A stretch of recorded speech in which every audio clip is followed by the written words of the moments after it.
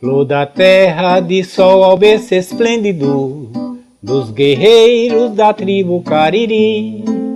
Sou teu filho e ao teu calor cresci, amei, sonhei, vivi. Ao sopé da serra entre os canaviais, quem já te viu, oh, não te esqueces mais, para te exaltar, ó flor do Brasil. Hei de te cantar, meu crato gentil, ó coração do Ceará, contigo a nação te cantará. No teu céu ainda brilha a estrela fugida, que há 100 anos norteia o teu povinho. Crato amado, idolatrado, teu destino há de seguir. Grande e forte como o nosso verde mar, bendita sejas, ó terra de Alencar, para te exaltar, ó flor do Brasil. Hei de te cantar, meu crato gentil, ó coração do Ceará, contigo a nação te cantará. Esse hino foi feito antes da República. Então, quando foi implantada a República, tentaram fazer, fizeram outro hino, porque agora já seria outro rumo que a cidade ia tomar, né? E o país ia tomar. Só que o povo nunca aceitou.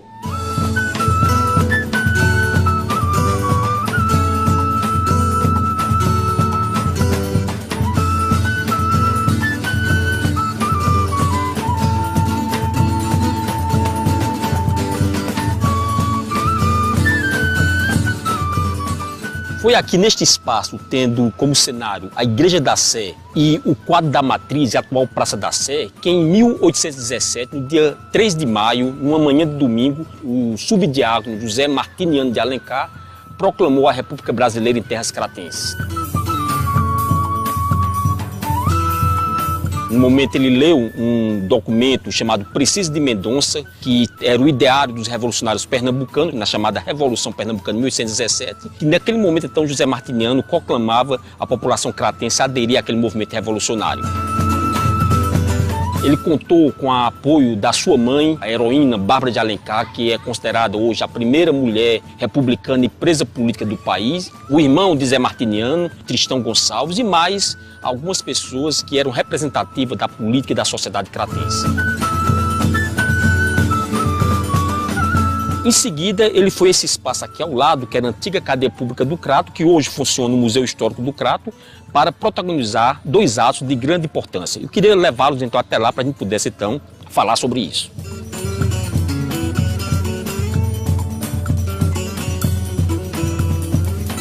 Após proclamar a República do Crato, o subdiácono José Martiniano se deslocou até a cadeia pública, esse espaço, e para demarcar essa sua atitude, após destruir o pelourinho, que era o símbolo da autoridade portuguesa, naquele ano de 1817, ele então libertou os presos que estavam aqui na cadeia. Esse talvez seja assim, o primeiro momento assim, de pioneirismo da cidade. Da Confederação do Equador foi praticamente o primeiro movimento republicano brasileiro, não é? Um movimento que foi muito maior do que da Inconfidência Mineira, porque derrubou o governo do estado do Ceará, derrubou o governo de Pernambuco. Então é tudo uma história de pioneirismo grande, essa história do Crato, né? E essa é uma tônica importante da cidade do Crato.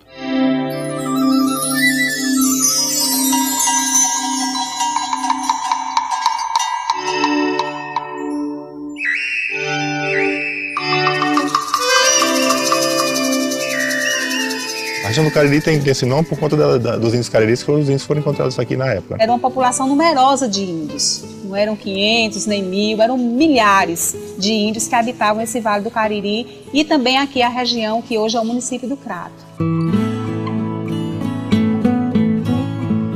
O lugar onde foi instituído o aldeamento, né, a missão do Miranda, não era habitado pelos índios, porque era um lugar mitológico. Era o lugar onde habitava a cama da Mãe d'Água, do rio Batateira. Então, era um ambiente de culto. Para se dominar o interior, teria primeiro que dominar os índios, né?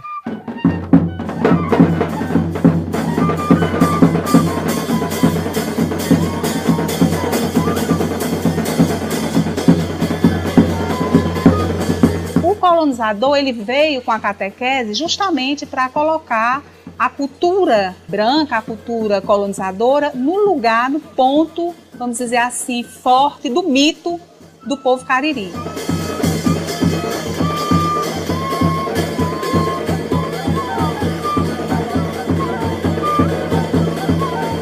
Meu pai era dos índios Cariri. Meu pai foi um dos fundadores quase daqui do Crato. Existiam índios cariris em todo o Nordeste, principalmente na Paraíba, no Pernambuco também, certo? E a política era a seguinte, era vir ou exterminar, ou catequizar, ou miscigenar, fazer uma mistura de raça para se perder a identidade, certo? Foi onde eu nasci, onde a minha família nasceu. A minha raiz, tudo é filha do Crato, dessa serra maravilhosa. O sol doura o cume verde da chapada do Araripe, sonolenta a tarde cai, noite vem ninar o Cariri. O entorno aqui da região, ela é seca. Você vai lá ao lado do Pernambuco, já é Caatinga. Você vai perto do Piauí, também é Caatinga. Vai para o lado da Paraíba, também é sertão, né? Então, nos períodos de seca, isso aqui atraía as populações vizinhas para cá. Então, a água é um dos fatores que atrai as pessoas para cá. Os fazendeiros que vieram para cá, as primeiras fazendas de gado que vieram para cá, era um local apropriado para plantar cana-de-açúcar também, por causa dos baixios aqui, que eram úmidos. Uma cultura que era do litoral, que no caso a cana-de-açúcar, foi implantada aqui também, no interior, né? Borboleta, gavião, fecha a folha o maliçal, dorme em paz. O Crato foi a primeira comarca do interior, em 27 de junho de 1816, criada por Dom João VI. É uma comarca nobre e que tem no escudo do Crato os 4 Cs, que é Crato, cidade, cabeça de comarca. O beato Zé Lourenço, seguidor do Padre Cício, fez seu sonho coletivo com coragem e devoção. Tudo era de todos na fazenda Caldeirão.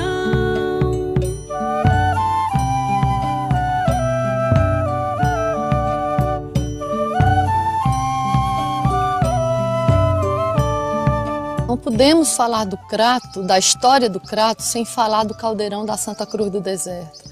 Um movimento coletivista que prosperou na década de 20, considerado uma primeira ecovila do Brasil, que o beato José Lourenço conseguiu reunir em torno dele mais de 1.500 pessoas.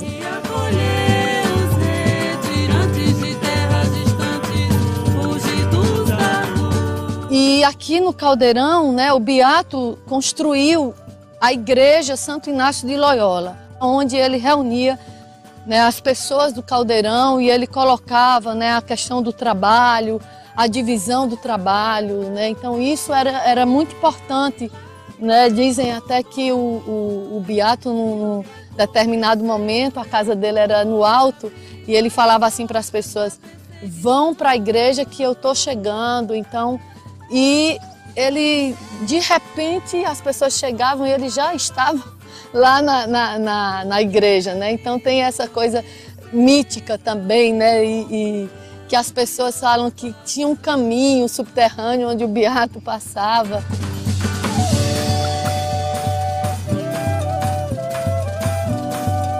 O beato passava para as pessoas do lugar essa energia, essa força de oração, trabalho e fé. Então, a partir dessa premissa, ele consegue, né, trazer uma fartura e uma diversidade de ações que existiam aqui nesse lugar.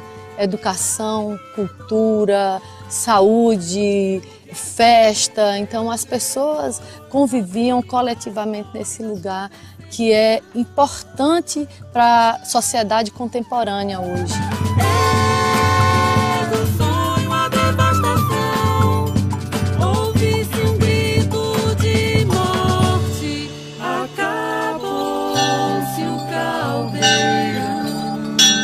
Na época, não foi visto com bons olhos Então houve a destruição. O exército veio, o governo na época destruiu o caldeirão, o sonho do Beato, e a partir disso o caldeirão hoje se torna esse espaço que na verdade é um ponto turístico hoje de pessoas que vêm visitar e conhecer essa história que deve ser propagada mundo afora. É a cidade do Crato que dá um santo ao Brasil, que é o Padre Cícero Romão. Meu Padre Cícero Romão, o protetor do povo mundo inteiro, está no céu e vindo a Santos Bênçãos. Esse bendito deixa para ser primeiro. A gente tem que dar o mérito aqui pelo desenvolvimento da cidade à Igreja Católica, que ela foi uma grande impulsionadora do desenvolvimento do Crato. Foi quem trouxe os primeiros colégios para cá, foi quem fundou o seminário, foi quem construiu muita coisa que existe na cidade hoje.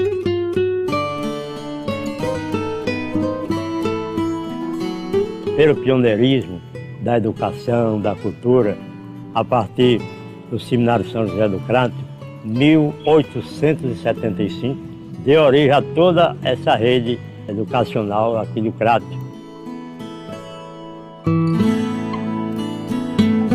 Depois tivemos a criação da Diocese de Crato em 20 de outubro de 1914, portanto 100 anos este ano, criado pelo Papa Bento XV, que foi eleito Papa em setembro e em outubro.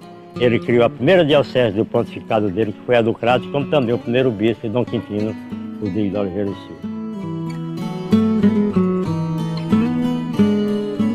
Depois de tudo isso, tivemos os principais colégios, que foi o Colégio Diocesano, Santa Teresa, veio o movimento das faculdades de Filosofia, Direito e Ciências Econômicas, que formou assim o tripé para a futura Universidade Regional do Cariri, a URCA, que foi criada em 1986 e instalada em 1987.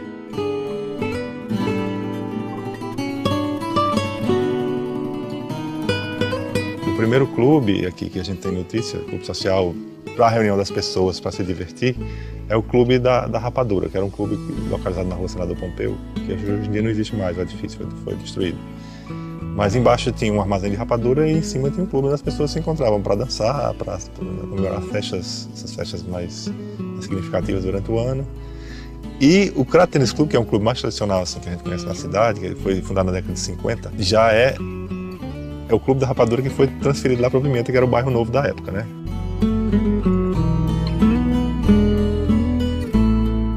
Era o clube da elite da cidade, então onde se reuniam, tinha as festejos de Natal, de Carnaval, de tudo quanto era festejo importante. E as festas de Miss que tinha naquela época também, que o pessoal fazia, eram comemoradas no Crato Tênis Clube.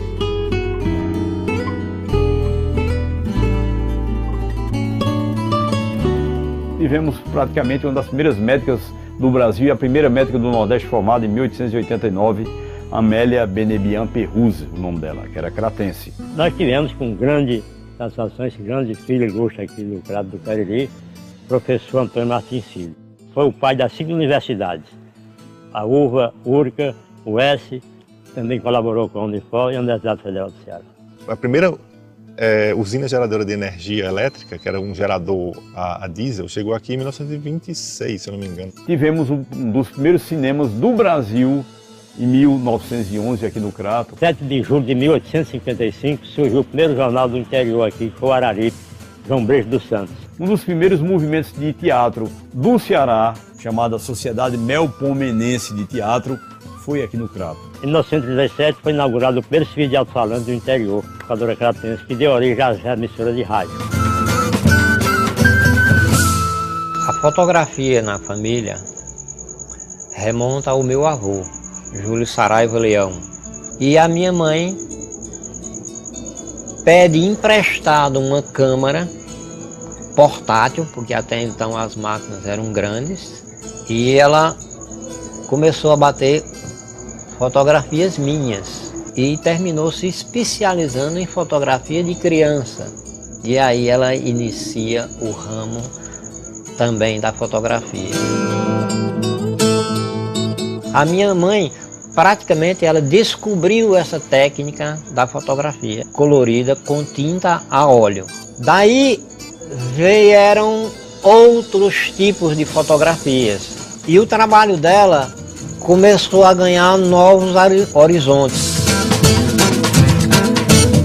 Então minha mãe tem fotografias na Alemanha, no Japão, nos Estados Unidos, na França, né? E por aí espalhou mundo afora. Quer dizer, um passado glorioso, um passado pioneiro em toda a região do Cariri e todo o interior do Nordeste, né? Uma natureza ainda deslumbrante que precisa ser cuidada, esse grande capital ecológico, vamos assim dizer. E do outro lado nós temos também essa grande tradição cultural que é uma força indiscutível da cidade.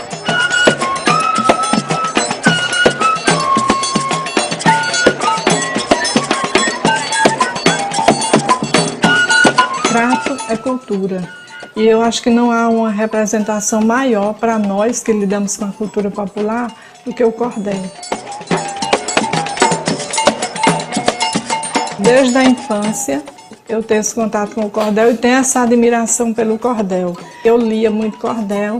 Meus avós, meus pais são da zona rural e o cordel era uma necessidade porque era o meio de comunicação, era o contato do pessoal que morava no sítio com o mundo. É uma cultura enraizada no Nordeste que vem nos tempos remotos prestando um grande serviço ao povo nordestino, né? O verso, o romance reinava e foi o responsável até por muita gente aprender a ler, pelo amor que tinha por essa literatura, pela necessidade que tinha dela. O que nos alegra é ele hoje estar aí vencendo esse impacto do avanço cultural com internet, com televisão, com tanta coisa, que o cordel ainda está vivo, né, com o coração batendo bem firme.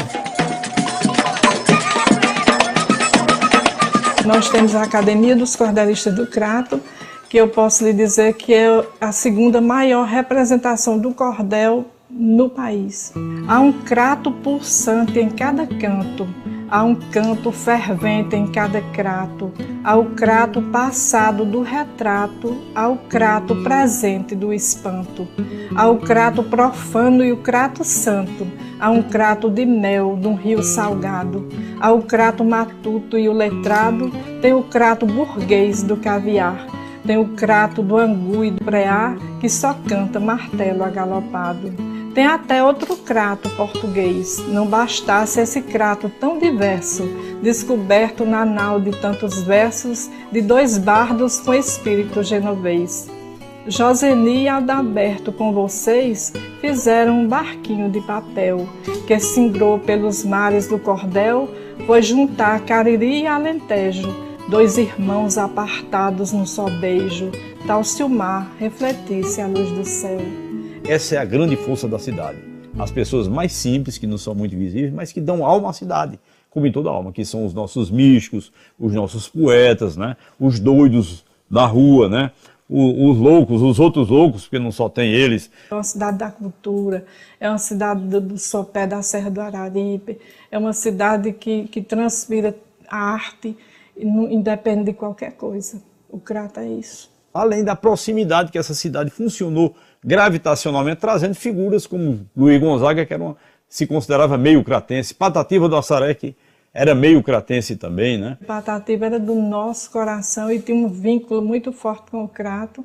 E a Academia dos Cordelistas do Crato teve a oportunidade de visitá-lo, de conversar, de declamar para ele e dele afirmar numa das nossas visitas que o que era bom da vida era isso, que a gente estava fazendo, uma troca.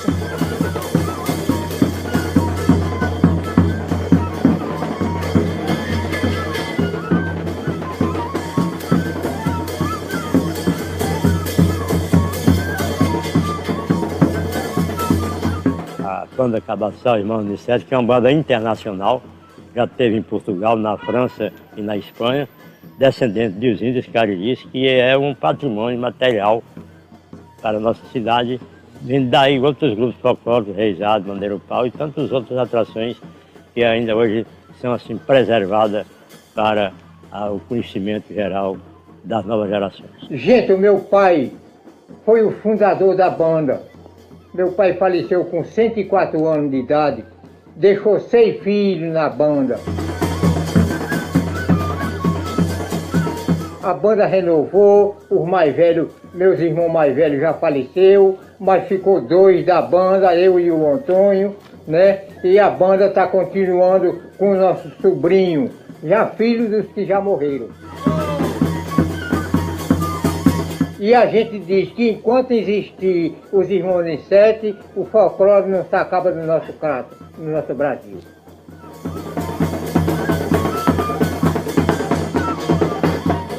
Eu vejo a coisa sempre como dinâmica, eu não vejo aquela coisa parada, como cultura é uma coisa dinâmica, né? Então tem algumas pessoas que trabalham no eterno, tem algumas pessoas que trabalham com o efêmero, né?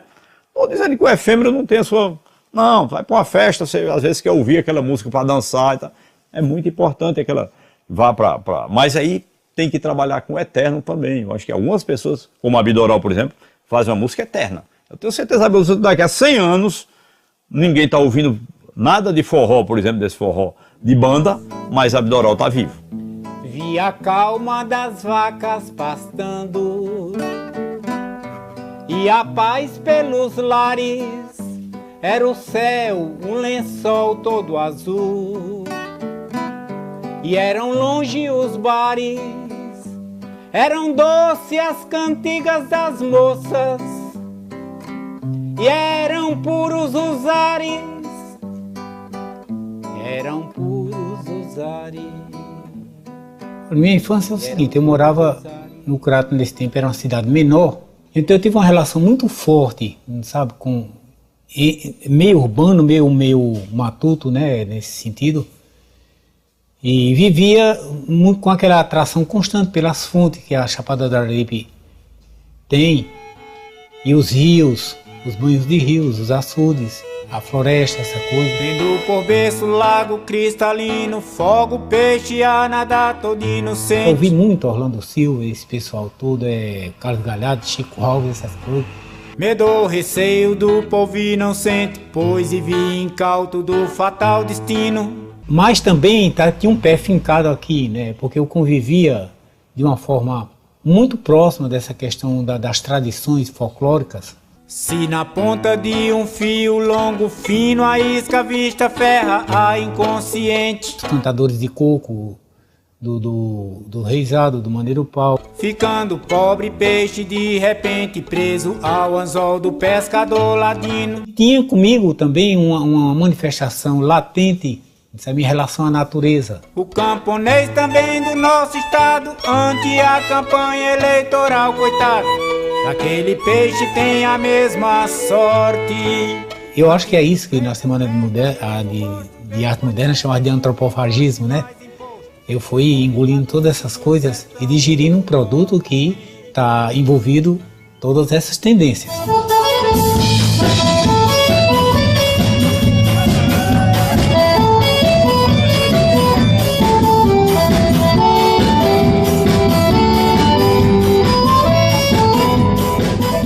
A minha infância foi povoada dessa riqueza, né? Ir para as bagaceiras dos engenhos, para os adjuntos de colheita de algodão, a coisa do coco, né? Nas farinhadas. Eu acho que as renovações, a Feira do Crato, sempre foi fantástica, assim, uma coisa rica culturalmente, com Cassimiro Coco, violeiro.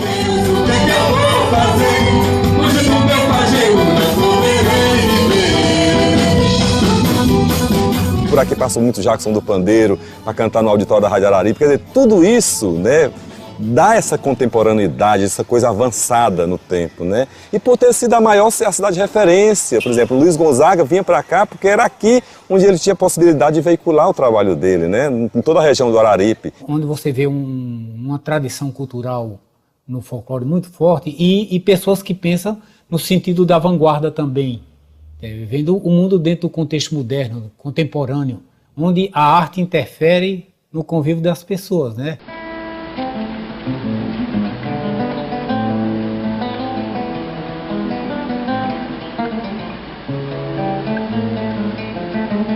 O Cariri ele tem uma musicalidade própria. A música do Cariri é essa música, é uma música que flui do sentimento, né, da cidade, das propriedades que a cidade tem de ser diferenciada. Para cada sujeito tem o seu lugar especial aí, e onde a gente está, a gente vai fazer desse lugar o especial.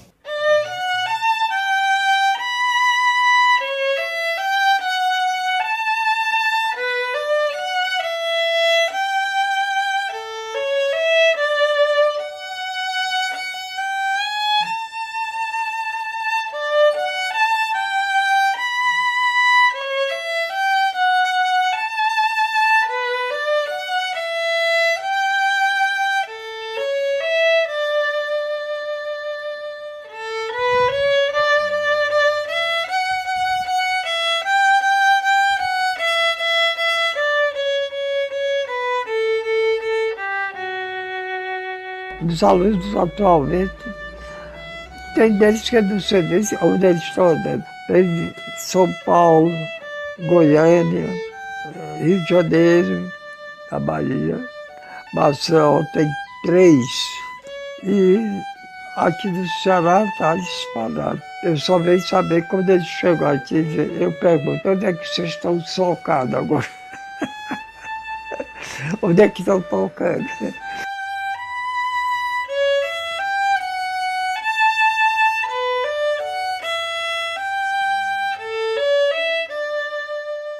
Muita emoção, dá muita emoção. O menino toca de violino, a mãe o piano, e o pai toca de violoncelo.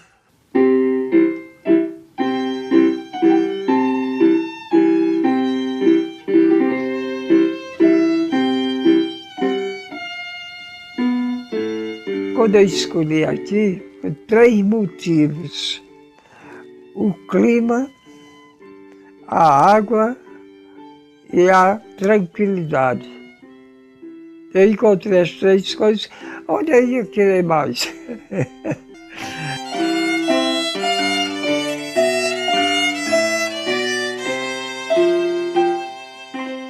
Nós temos todas as manifestações muito claras aqui na cidade, né? Nós temos os seresteiros, nós temos o pessoal do hip hop, da modernidade, né? Temos a juventude aí revolucionando com as bandas de garagem, né? Tem o movimento de audiovisual, as artes plásticas aí tá aí também fluindo, né? Então eu acho que a cidade ela tem todas essas possibilidades e é isso que eu acho que é isso que nos fortifica, né? Enquanto nação Cariri.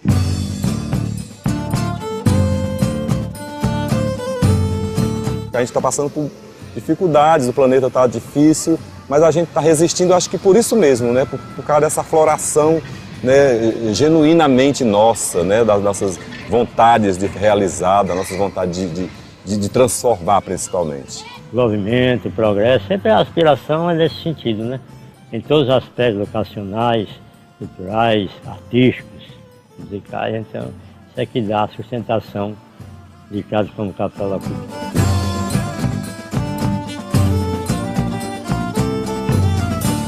Pelo Índice de Desenvolvimento Humano, o IDH, a gente vê que a cidade do Crato é a terceira do estado do Ceará em IDH, quer dizer, em qualidade de vida, praticamente empatada com Sobral por causa de 1 milionésimo só, praticamente. Né? Enquanto que às vezes as outras cidades fulgurantes, que economicamente são mais fulgurantes, mas em termos de qualidade de vida não é isso tudo. Por quê? Porque o dinheiro às vezes está concentrado em 4, 5 pessoas. O dinheiro não é repartido por toda a população.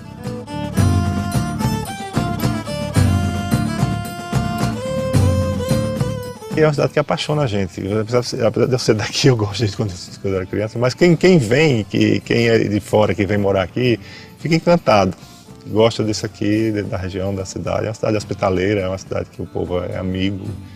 É uma cidade boa de se viver. Vou cantando a mulher rendeira, chachando com a cabroeira. Nossa cidade tem uma grande alma, né? Pode a gente achar que o corpo físico não está muito forte, um pouco debilitado, mas a alma da cidade é vultosa, muito importante. O amor que eu tenho por essa cidade, eu acho que tudo que diz respeito a ela é bonito. Eu não sei, chamo bairrismo, chamem o que for, mas é um amor que emociona, um amor. Eu tenho um orgulho muito grande de ter nascido nessa cidade.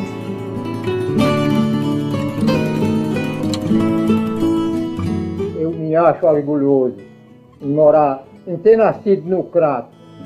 Flor da terra, do sol ao berço esplêndido dos guerreiros da tribo Cariri. Sou teu filho e ao teu calor cresci, amei, sonhei, vivi. Ao sopé da serra entre canaviais, quem já te viu, oh, não te esquece mais, pra te exaltar, ó flor do Brasil. Hei de te cantar, meu Crato gentil, ó coração do Ceará. Comigo a nação te cantará, ó coração do Ceará. Comigo a nação te cantará. No teu céu linda brilha a estrela fúlgida, que há 100 anos notei ao teu porvir. Crato amado, idolatrado, teu destino has de seguir. Grande e forte como o nosso verde mar, bendita sejas, ó terra de Alencar, pra te exaltar, ó flor do Brasil. Hei de te cantar, meu Crato gentil, ó coração